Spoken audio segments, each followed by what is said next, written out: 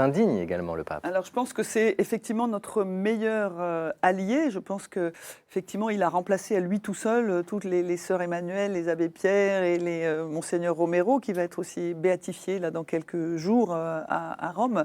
Voilà, parce que le pape a un discours extrêmement fort, effectivement, quand il parle de la culture du déchet, quand il parle de la mondialisation de l'indifférence, quand il nous invite à accueillir les migrants, quelles que soient leurs conditions de vie, quelle que soit leur origine.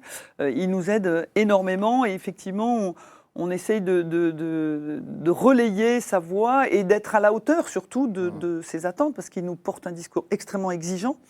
Et c'est vrai que ça me fait toujours de la peine quand j'entends des catholiques qui n'ont pas envie d'écouter le pape, qui ont envie d'écouter certaines choses, mais pas tout. Non, on prend tout le discours, et notamment, on prend à bras-le-corps cet appel qu'il nous fait à être proche des pauvres, et cet appel à être en fraternité. Lui aussi, le pape, il parle beaucoup, un peu comme sœur Emmanuel, du contact charnel avec les pauvres.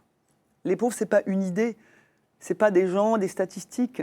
Ce sont des personnes qu'il faut rencontrer, du coup. Des personnes qu'il faut rencontrer. Et ça, on l'expérimente aussi tout le temps au Secours catholique. En fait, ce qui fait changer les gens, des gens qui seraient par exemple hostiles à l'accueil des migrants ou du moins un peu inquiets, ce qui les fait basculer, c'est le jour où ils passent une journée ou quelques heures avec un migrant et qui découvrent que ce n'est plus un migrant, mais que c'est Ahmed ou Farouk ou tout autre nom, et que c'est un homme... C'est une personne. Voilà, un homme qui a une histoire douloureuse finalement, et puis un homme voilà, comme moi, avec une famille, avec des parents qu'il a laissés dans son pays, et c'est un déchirement, et des enfants qu'il ne reverra peut-être plus. Voilà.